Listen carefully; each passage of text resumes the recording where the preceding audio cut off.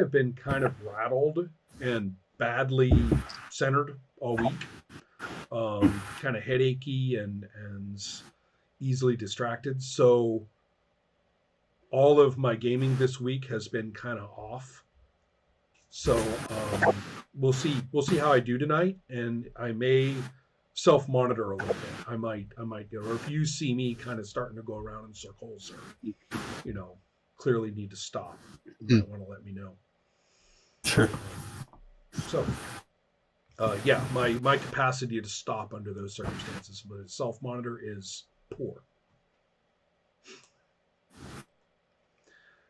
All right. On the plus side, I found myself, in terms of summarizing our stuff, I found myself going, oh, oh, oh. Yeah, there's a lot of So, stuff that's happened well, going down. So yeah, yeah. and there's parts of it that are making a lot of sense together from my perspective, and so I don't think that we need take much time, except to provide just the tiniest bit of context that especially Serrano would be learning just because of the environment where you live, which is that the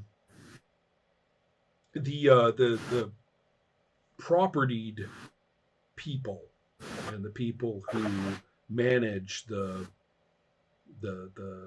marketing, the merchandising traffic of San Diego, the big shots, if you will, they are relying very heavily at this time on the Army.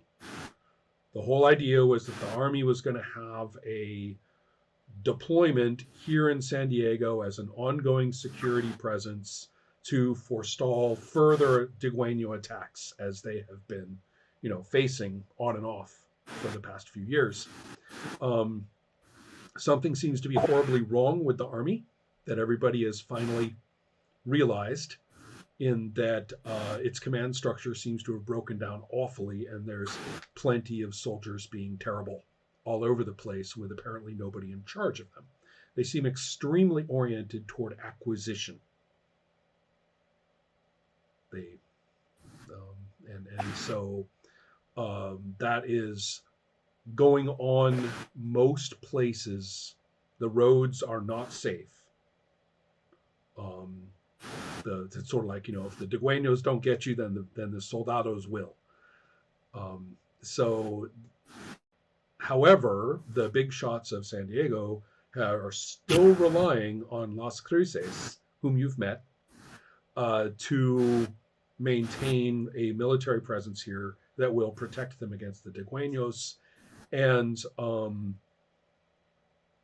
although this is maybe outside of Serrano's experience, there seems to be a very deep need on Las Cruces' part for money, which is weird because he should have been supplied by the Mexican government with everything that he needed. Mm-hmm. And that seems to be at the root of the problem. Although, again, that may be outside of Serrano's direct knowledge. Sure. So therefore, the good news from your new friend's point of view is that the Army isn't going to be very good at repelling any militant actions they care to take. I have a question. Yeah. Mm-hmm. So how deep does the opportunism, or like the sophistication, I guess, go? Like, are there wealthy families who are retaining or, paying groups of soldiers to kind of be their personal guard, and like that sort of thing going on? One thing that will become apparent to anybody in the next time unit is that Rancho Tijuana, their leaders or managers, being no fools, have already stepped into that niche south of San Francisco. But up in South San Diego, in San Diego, the answer to that is that it's a little more municipal. That may be the case for some of the richer people on the outskirts, but in the municipality, they've teamed up and they've remained official, and they've, worked with Las Cruces, they have financed them, but it's pretty much only about San Diego proper, which does include the mission. So that's sort of the status. You do see soldiers in good order, riding Okay. up and down and stuff like that, in that area. But that's pretty much the only place. Other than that, catch as catch can. Perhaps some particular small group of soldiers has cut a deal with some particular ranch here and there. All of that is definitely the case. The other thing, okay, so there's that. Now, I'm not going to provide any context for what's going on down south, because Doña Luna is in no real position to evaluate the situation from a cultural and historical perspective. She's busy. Yep. And based on your character's story, I believe we're picking up with, riding, hiding, and, desperation in the night. Yeah, I think so as well. Mhm. Good. So therefore, I am going to have things be relatively stable for Serrano at the moment. I realized I don't think I played well in the last part of the last session. I probably should have had just Cristobal, enter, plop down the money on the desk, and, the good editor would have just closed it right there, right? I mean, that's what. But like I said in the post, it's kind of a rough cut. But you can carry on from there with however Serrano and Cristobal feel like interacting or whatever. You'll inform me of that when I get to you. Does that sound okay? Yeah. Sounds But good. it's a somewhat more stable and less time sensitive than a burning ranch in the night, two terrified kids and a woman on a horse. Yeah. So, Christopher, talk to me. Yep. Yeah, I think we, as you said, on a horse in the middle of the night, trying to get, and I don't know if you have something on who the father is, but in my mind, he's another rancher that Luna hasn't talked with for quite a while. Wait, so her children are not Jose? Wait, they're Yeah, not. yeah, they're yeah. not Maleros? Oh, the Luna's father, that is. Oh, right, Oh, right. Oh, Luna's yeah. father. Yeah, yeah. You mentioned that. Yeah, he's Oh, he's yeah. another rancher. Right. So her the plan is really to get there safe as fast as possible. So I think we ride on and try to find some place in the outskirts of the Malero Ranch where we can hide and maybe sort of see if the followers pass by, and then carry on a bit more slowly or safer, and not this crazy get away from the fire and the shooting. So at first, just as fast as possible, as long as we can, and then when the horse sort of have managed to get to where it may not carry us any longer or exhausted, then we sort of find a cave or some mountains where we can sort of hide in and look for pursuers or listen to for them. Okay. And, the other what's the plan? aspects of the landscape that may be useful to you, although it's a bit of a risk, so I want to know how you want to handle it, is the presence of Diegueños, either cottages, or stuga here and there, or perhaps the more random possibility of a temporary encampment, as might be used for hunting or occasional wild garden tending and stuff like that. The place is not thickly populated, but the Malero Ranch did have sort of its own indigenous population of Dueños there. Yeah. So they're not, in other words, they're in the picture. I don't know Yeah, if that's of part of course. what Luna's thinking about, but just letting you know for purposes of our discussion, Mm-hmm. and what she's Yeah. trying to do. Is she, I do need to know that. Is she trying to avoid any such contact, or is she seeking it, or neither? I think at this point she's trying to avoid it. Okay. Because that might be to slow her down, and now Right. Okay. get away as fast as possible, as long as possible, and then sort of more controlled get to her father's ranch. Well, I think we're So, clearly talking about an upcoming role. So right now we're in arrow Yep. number 2, contextualizing, right? Yep. For the thinking about what more we need to know about the role, a little bit more about the environment. We're talking about, I described it before as scrubland. It's little fields of little bushes and broken ground, as well as kind of long flat ground, and then every so often a small set of hills, but with very broken rocky features. Yeah. Um, And I think we're setting out for one of those that I know about. So Right. This Right. that we can hide and have this open landscape before us. Are you guys to see familiar with Kirk's Rock? No. It's called that because in the old Star Trek, there's a distinctive rock formation, which is often used as the background in sort of alien landscape shots. Oh, I am in Googling many it different now. episodes of the old Star Trek, and in many ways, and also it's not limited to Star Trek. You can look at all those Western shows and all kinds of shows and movies from the era in which this rock is the backdrop, because they just went to that spot and filmed it. And so there's a couple of others. There's a weird path that goes down, and then there's a curving rock arch that I remember very vividly from my childhood, from all these TV shows. I mean, guaranteed somebody would gallop, under that and through it, and so, so I just want to say that those are typical of the region, rather than being isolated, unique rock formations.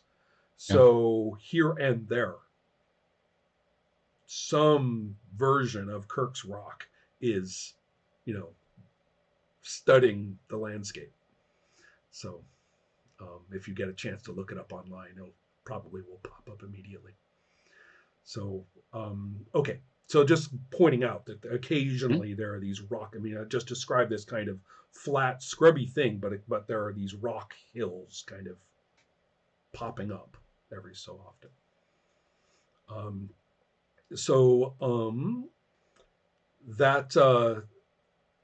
That gives me kind of the context I need. It's kind of tough. You're out there in the night. You've got a tired horse. You've got 2 kids. You've got minimal preparation, probably as much as you could grab. And the only good news is that you know the region quite well. You're not lost. Yeah. And so you told me a little bit about. Is there anything else that we need to know to kind of contextualize this upcoming role? I don't. No? Okay. I don't think so. That's perfect. Ooh, well, God, I wish I were a nicer dude, but.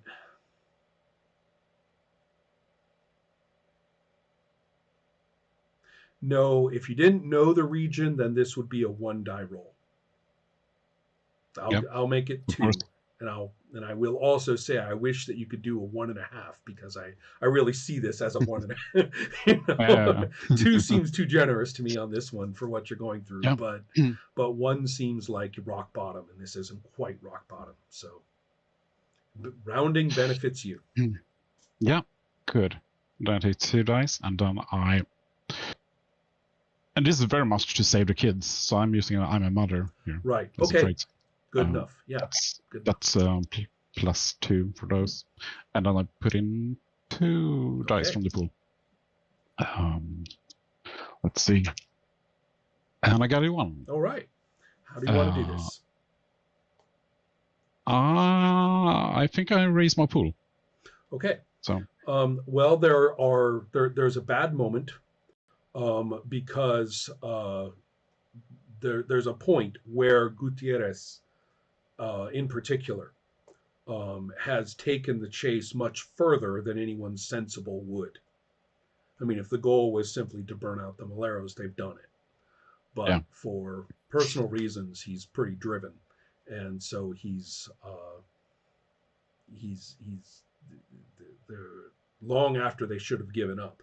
Gutierrez presses on and is probably abandoned or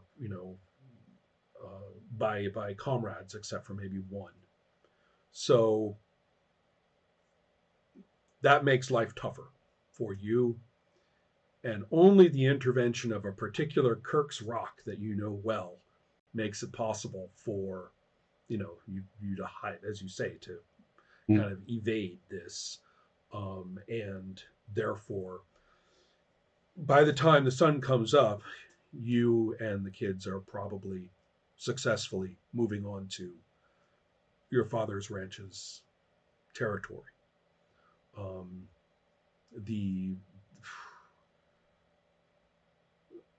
The hazards are legion.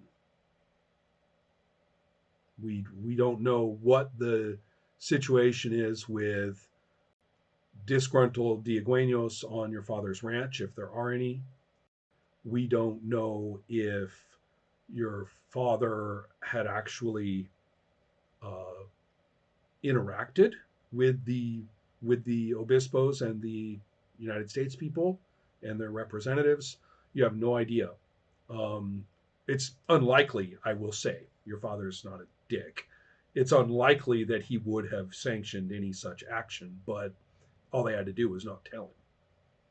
So who knows whether, what the situation is there. So of course, I'm taking a chance. I'm taking a chance that he will care for his grandchildren. Right. So that's kind of our current. You're out of that situation for sure. That you were in, no longer in danger from what you were in danger from. That's terrible English. But on the other hands, the unknowns are many. There are many questions. So, however, the good news, I think, is that at the very least you will receive hospitality. Right. I haven't really thought about your character's father very much, but I'm going to say that this may well be what role would? Yeah, I think that he probably has been interacting with this kind of consortium of ranchers, and had been under the impression that Malero and you were going to join. So he's astonished when you show up, and at first is under the impression that you were attacked by Diegueños. Cristobal, right? That guy. We know that he's out here in the West. So that's his first reaction. I got to think a little bit about like what he looks like and stuff like that. But that's the first reaction of your father, is to welcome you and to assume that the ranch had been attacked by Diegueños.